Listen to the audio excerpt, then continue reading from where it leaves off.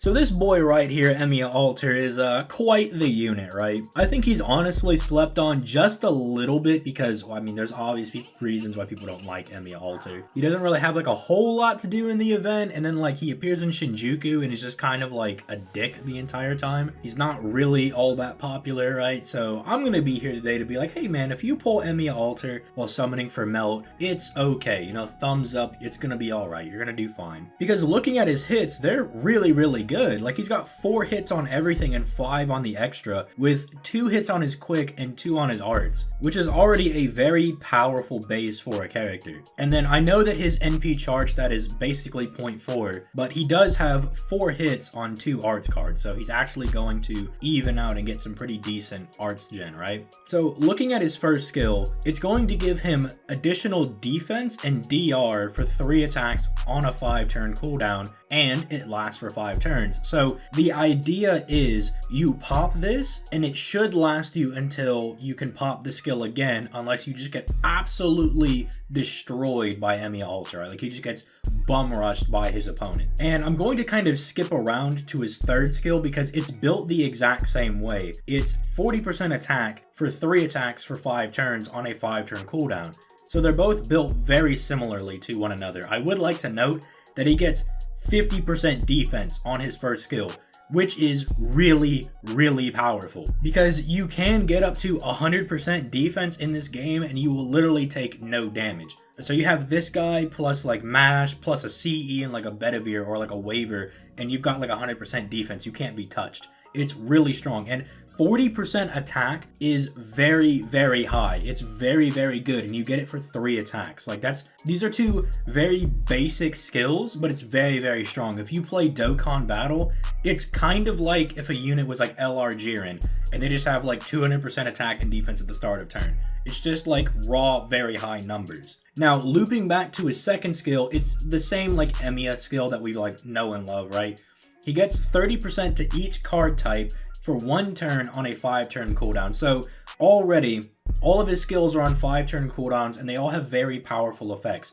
He has very high base defense, because 50% defense, I mean, that's nice because you can chain up the higher defense levels, but remember, he also gets damage cut on all of those attacks as well. So his defense should actually be just slightly higher, and then his attack buff is the same way. It's 40%, it's very massive. And then he does have a buffed NP that is arts, single target, 10 hits, which means it's going to be genning a lot of NP. It ignores defense, and depending on your overcharge, has a chance to reduce their NP from 80 to 100%.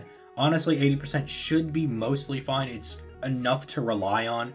It's just going to really suck when you don't get it off. So overall, he's a very basic unit, but he's so easy to use, because here's what you do. You just pop his defense, pop his attack skill, and you know, you're just kind of like, well, this will just kind of last me until I can pop it again, right? It kind of ensures that you don't really waste any of the skills. You get the use out of them. And then when it's time to use his NP, you pop his second skill, get the additional damage from that, and then loop his NP, right? Or loop some of his NP, right? Like, as per usual, there's some circumstances where you probably won't be able to loop it, right? For those of you that don't know, depending on what type of enemy you attack depends on how much NP you also gen back as well. And since you're going to be using him against sabers because he's an archer, you're probably not going to loop as much NP back as if you were attacking like a caster or an assassin, right? Again, you can use them against berserkers as well, but they also don't have a very high like NP gen rate as well, like that you get back from attacking them. So that's a bit unfortunate for him, but again, he's got 10 hits on his NP, so I would assume he'd be fine, especially with Castoria. Because the only thing that can really ruin Castoria is if the arts unit is just really bad. Like, we're talking like they don't have like their own buffs, like they don't have their own like arts buff or something. They have like 1 hit on their NP, like 1 or 2 hits on their like actual face cards. Their NP gain rate's not particularly high. That can really ruin a servant. But Emiya Alter has 4 hits on 2 arts cards with 0.4% NP gain and 10 hits on his NP, which is ludicrous. He's going to be very good for challenge quests, and he's super beginner friendly. If you're like very new to the game, he's such an easy servant to use. There's no timing, or there's no like real need to like think in depth about his skills. Like, there's some skills that do like so many things nowadays that it can be daunting, for a new player to use some of these newer servants. But with Emiya Alter, again, it's just pop skill 1, pop skill 2, and then just pop off. Because you can even, on turn 1, pop his attack buff even if he doesn't have any cards, because then that starts the cooldown for the attack to come back. So then you can actually still make use of it, right? So even like when he's not around, it's still at least getting cooldown, right? So overall, like, he's a very solid unit, very basic and very straightforward, but that's good. Again, if anybody plays Dokkan, it's the same reason why like LR Jiren or like Super Saiyan 4 Gogeta are so good, because they're so basic. They're not hard to use. You can just slap them anywhere and they just do very well. It's the same thing for Emiya Alter. You slap him in an arts theme and he'll do fine.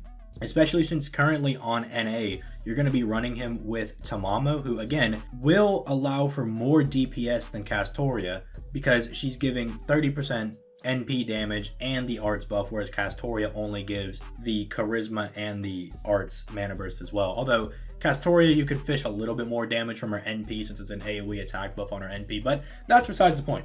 Tamamo's also going to make very good use of Emiya Alter's very low skill cooldowns, and he's going to allow him to kind of spam those. And with 2 Tamamos, you could actually get to points where you're chaining his skills together. Like, you can have the attack buff off twice, right? And then you get 80% attack, or you can have his defense buff up twice, which means he has 100% defense and he literally cannot be killed, right? So he's very easy to use, but if you want to do some meme strats and you want to like go big brain with it, you can do a lot of very good stuff with Emiya Alter. But with that being said, I'm gonna go ahead and get out of here. You guys have yourselves a nice day.